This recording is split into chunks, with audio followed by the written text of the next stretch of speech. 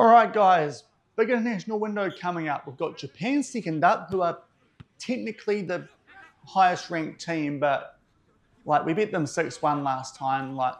We're just playing them because we know we can beat them.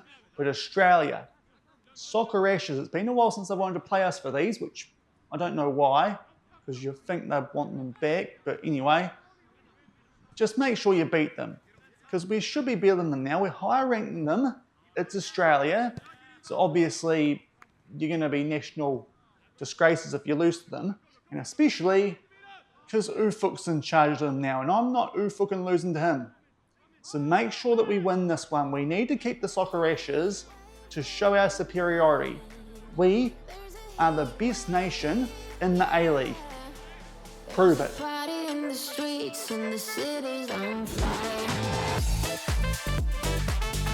Hello everyone and welcome to episode number 109 of the New Zealand Builder Nation here on Shaun Does FM with both the All Whites and with Cashmere Technical. And coming up today, we've got a game with both of those teams. First up, we take on Australia for the first time in a couple of years for the Soccer Ashes, which currently we do hold here in New Zealand. And then off the back of showing you guys highlights of when we take on Japan, we'll play the first leg of our OFC Champions League Quarter Final against AS Lössi with Cashmere Tech. Hopefully beat those guys badly enough to mean we can skip the second leg of that one and make our way forward tomorrow to the semi-finals. So if you're looking forward to a dual team action in today's episode, then do remember to go down below, leave a thumbs up on the video, and if you haven't done so already and are enjoying the series here on the channel, also consider hitting that subscribe button and turning that notification bell on as well. It is greatly appreciated. But yesterday made our way through the group stage of the Champions League. If you missed that one, I'll leave a link to it over in the top right corner. Also a couple of transfers that did go through going into the start of the season. I think a couple of players have left off the back of that episode from memory. We might recap that before we get stuck into the second game of today's episode when we go into Cashmere Tech mode. But before then, we've got this international window in March/April with the All Whites. We're going to actually show you guys the game against the lower ranked nation in Australia, because it's New Zealand, Australia, and also we are playing for the football/soccer Ashes, which we do hold, because last time we played Aussie, we did beat them. It's been a couple of years since then. They actually come into this one in some pretty good form these days, ranked just one spot below us, 32nd in the world, but we are the slightly higher ranked team. This is being played in New Zealand. If they want to take the Ashes home, they need to beat us. A draw is enough for us to keep hold of them. And also, interestingly, Ufuk is their new manager, and it looks like he might have helped them rise up the rankings just a little bit as well. So an interesting clash coming up here as we take on the Socceroos, and off the back of that, we'll play Japan, who we beat 6-1 late last year, but they've actually gone up the rankings off the back of that to be 20th in the world and have made their way through, it looks like, to the final of the AFC Asian Cup. We'll just see if they actually won that competition. They lost it to Iran, so that's why Australia also might have made their way up the ranks. Both these teams having gone pretty deep at the AFC Asian Cup at the start of this year, but Japan actually all the way up in 20th, which is actually a bit higher than the last time that we took those guys on. But seeing as they're a team that we know we can beat, hopefully we'll do the same again, even though they go into that one in some really good form, including that 3-1 winner over Australia in that Asian Cup semi-final. But in terms of our team going into this window, big news, LIBBY announced his retirement at the end of the season with Empoli, which will be at the end of June.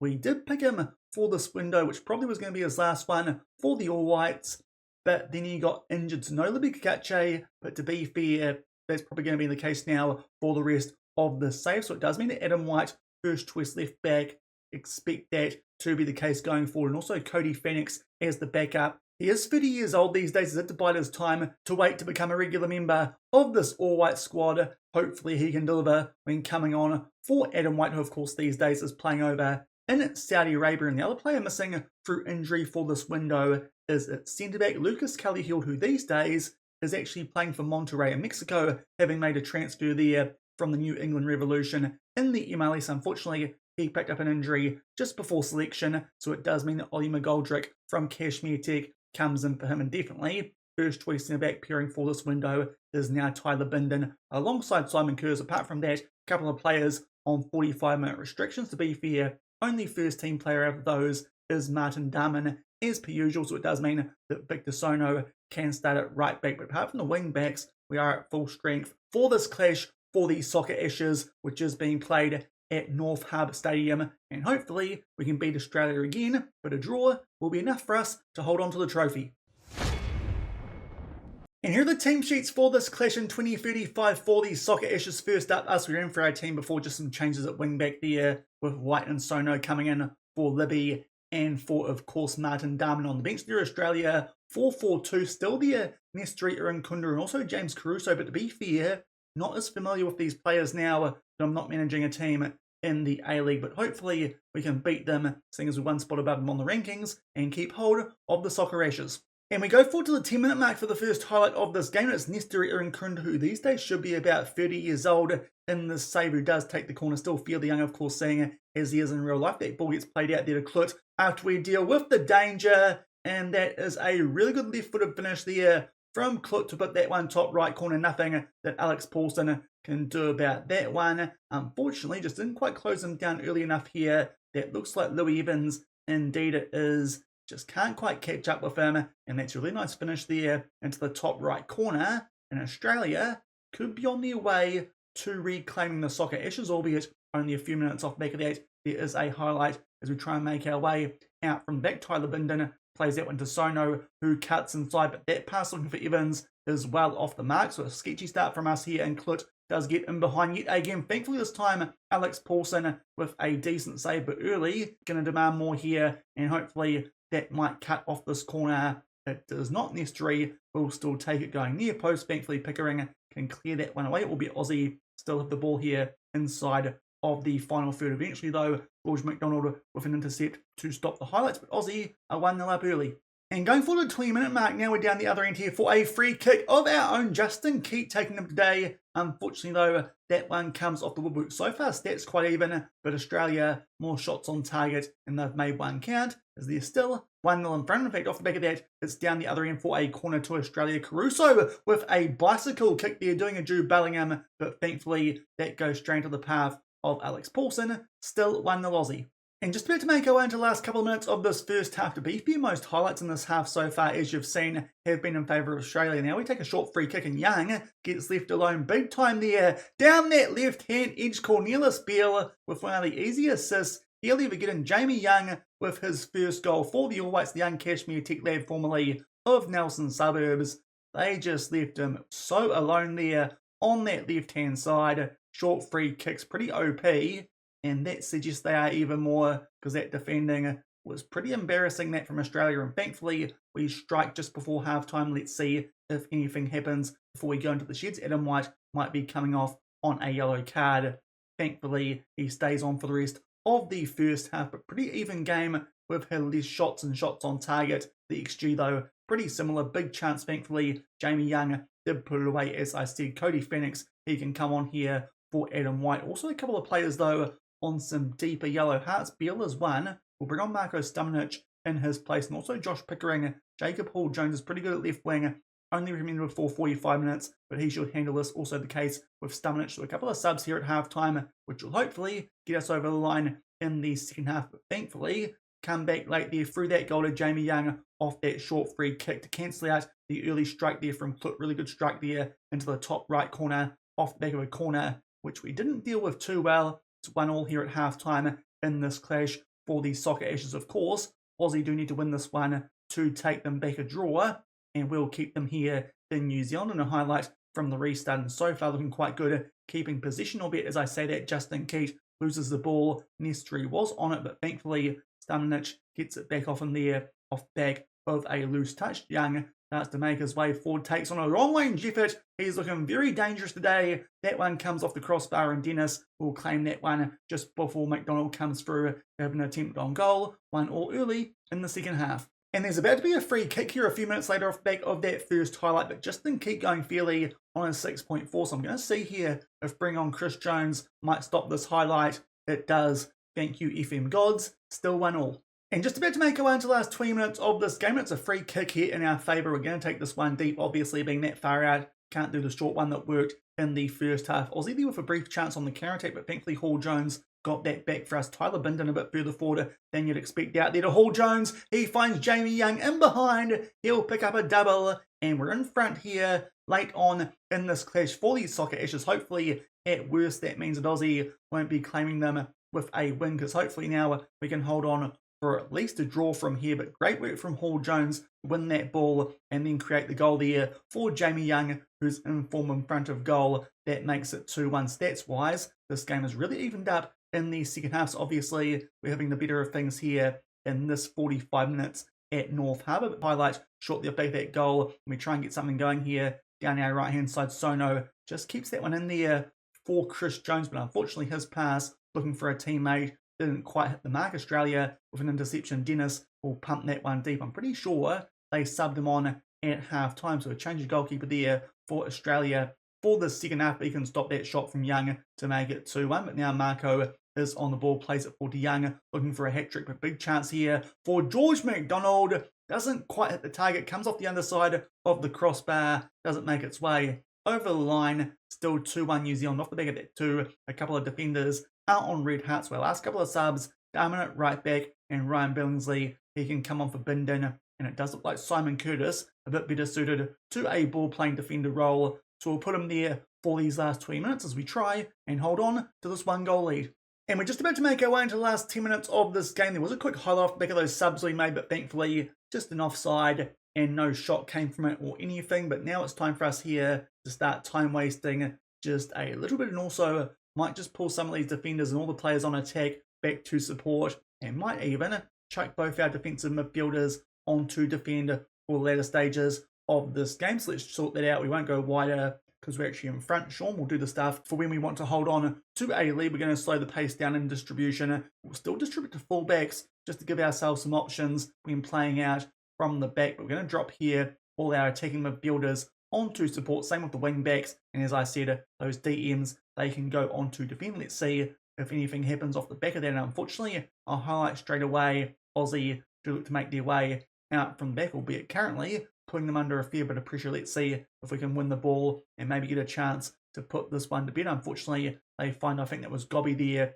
down the left-hand side. Good touch that from Ogawa to make his way infield before finding Grant. We nearly win that one there off Volpato, but now he gets in behind down the right-hand side, plays that one back there to McCormick. Aussie here with a long highlight, which is a bit worrying. Clut plays through Jonathan Lowe, but thankfully Lowe was offside. I think Clut there should just look for the shot to try and make it a double, much like Jamie Young, but thankfully had a bit of a brain fart, and it's still 2-1, but that was a massive chance there for Australia to make things very interesting in the last couple of minutes. To be fair, still is, but with the trophy on the line, they need to win. I think now we're pretty safe as we make our way into 3 minutes of added time. Chance there from a free kick, but Curtis put that one well over the bar, albeit now we're back down the other end here for a highlight, which does look like it might be in favour of Australia. Volpato will get in behind, but good work there from Alex Paulson. A nice save there from a tight angle for the second time in this game. We praise off the back of that, but unfortunately this corner will still take place, but Curtis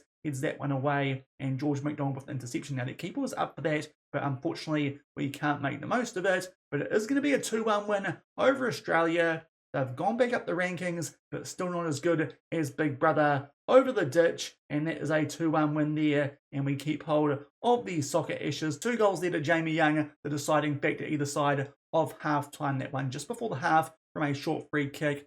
Big, some pretty lazy work there defensively from Australia to cancel out that really good early strike from Nick Clut. And then he scored one thanks largely to Jacob Hall-Jones in the second half. But big win for us there. We'll come back shortly, show you guys the highlights from the Japan game and a World Rankings update before we go into Cashmere Tech mode for the first leg of that Champions League Quarter Final. And we are back for the highlights from the Japan game, and we actually blew an early chance to go 1-0 up in this game before this header from Josh Pickering. He had a penalty saved on the 2-minute mark, but thankfully made up for it there 20 minutes in to make it 1-0. Albeit just before half-time, a chance there for Shin comes off the woodwork and for some reason can put that into an open net. So 1-0 at half-time. Then George McDonald just passed the hour mark there with a rear header to put us back in front, albeit only a few minutes later. poor clearance there, and Sojima with a strike pretty similar to Klut from that Aussie game, puts it top right corner. Nothing that Debenham can do coming on for Paulson, who was recommended for 45 minutes for this game, but then another short free kick of McDonald, another headed goal to make it 3-2. Off the back of that, started the time waste with only a couple of minutes left, but of course Japan, again, they strike straight back there through Sugimoto, so unfortunately, we blow a chance there to beat Japan in back-to-back games, and that probably would have seen us take a good rise up the world ranking, seeing as those guys 20th in the world these days, but unfortunately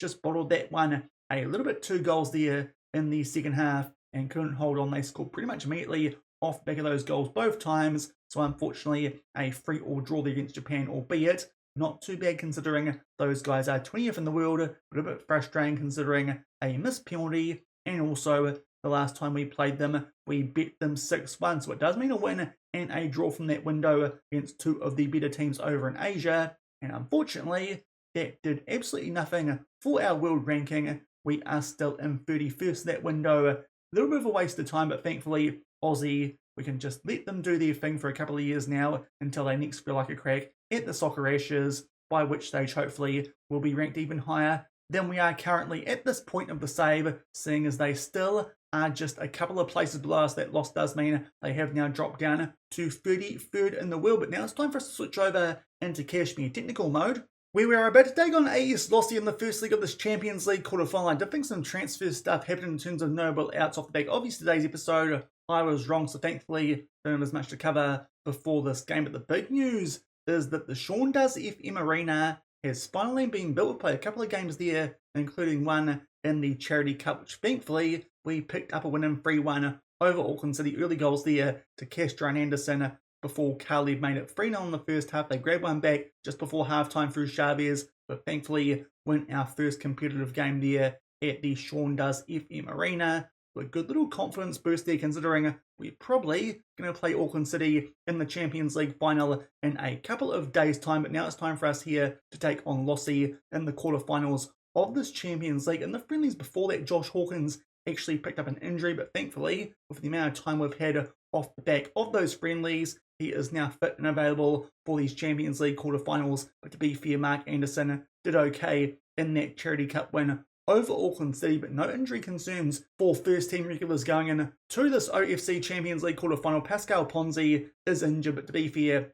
he's like 4th choice left wing. Don't think he's going to make much of an impact in the competition this season. Should put him in the B team, but that'll upset him. That's why he's still lingering in the first team. So injury wise, we're pretty good here going in to the quarterfinals. And Lössi, they finished second in their group. I think it was Group C from memory, where these guys finished in behind Waniagu, and indeed that was the case. 2 wins there over the Blue Kummels and the youth team, off the back of a loss to Waniagu by 4-2. They're a 1-star club, should be beating them pretty comfortably, even though they are predicted to be up there in the new Caledonian Super League. And as I said, we can go into this one with a full strength 11, especially as we're only just about to play our first game of the Southern League season. If we beat these guys badly enough, our first teamers can get a rest in the second leg of this game. We can back them up in a couple of days' time for our first game of the Southern League season. But big favourites going to this one, our first game on camera at my arena. Hopefully a big win to book our ticket into the Champions League semis.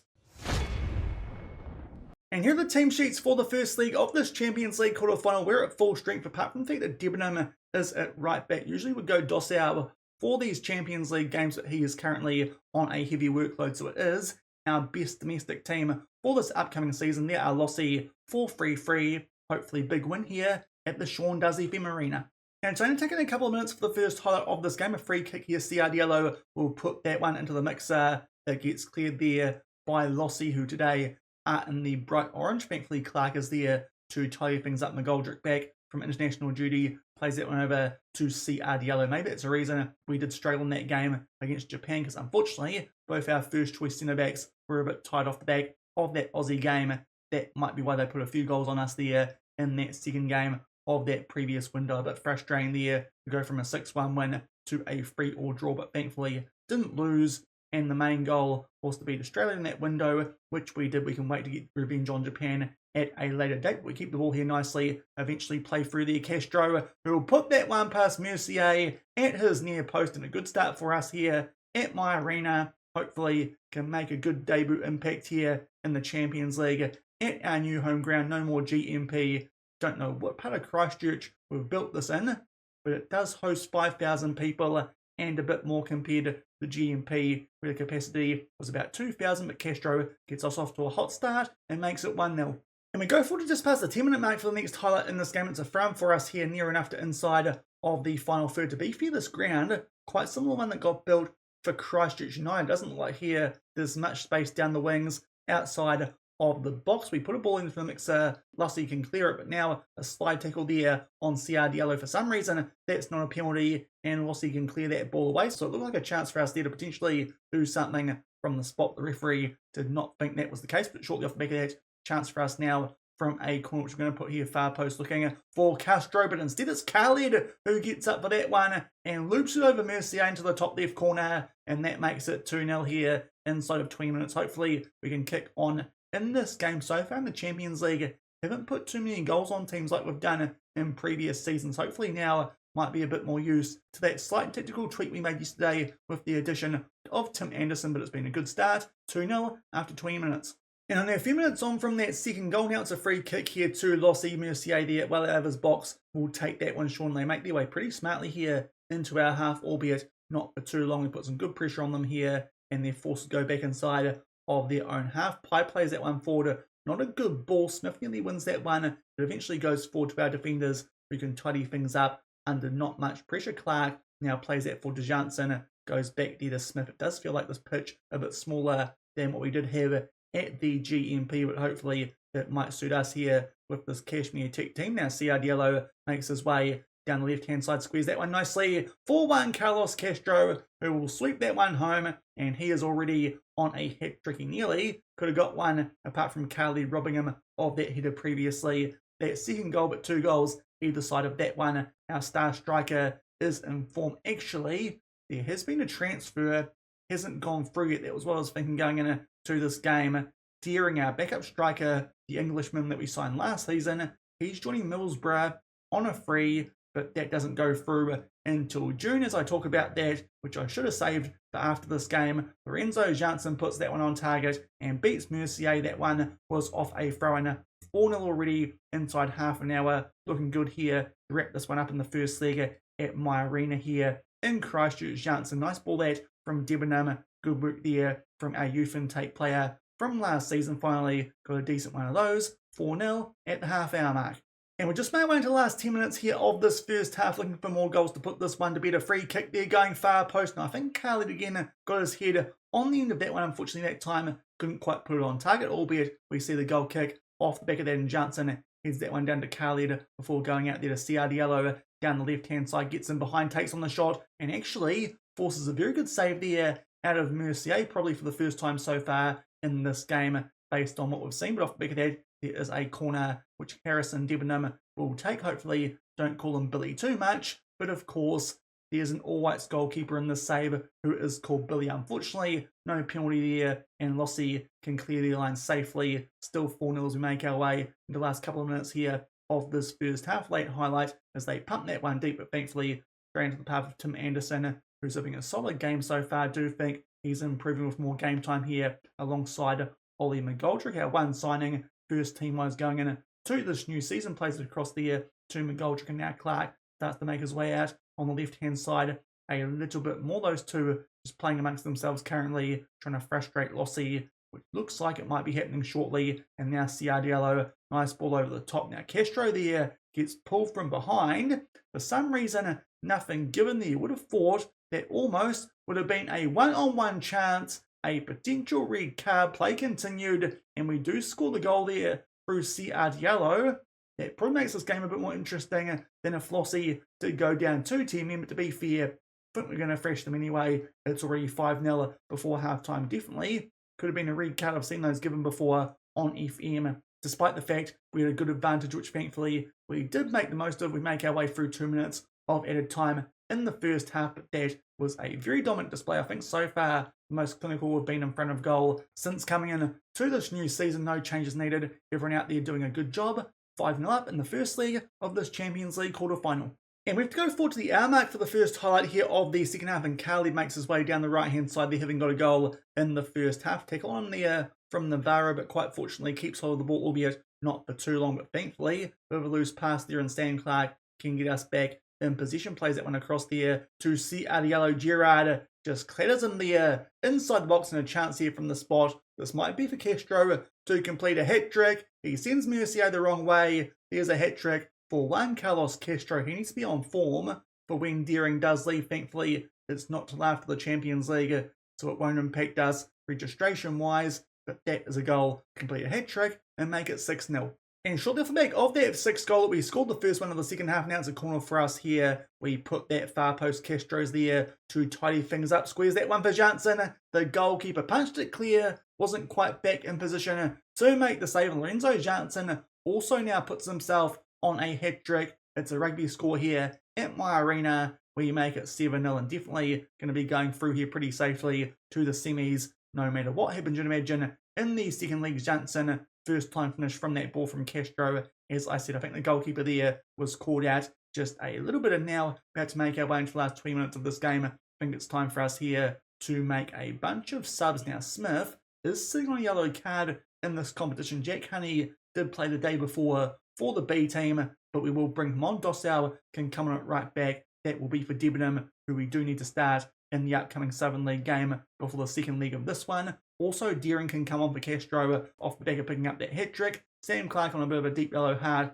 coming on for him. We'll bring on Marcus Vinicius. Let's just see. And of our remaining players, I think Anderson is on the deepest heart, so coming on for him will be Georgios Victoros, who can play as a ball-playing defender. Let's see if that might help the goals flow as well. That's all our subs used with 20 minutes left and a 7-0 lead.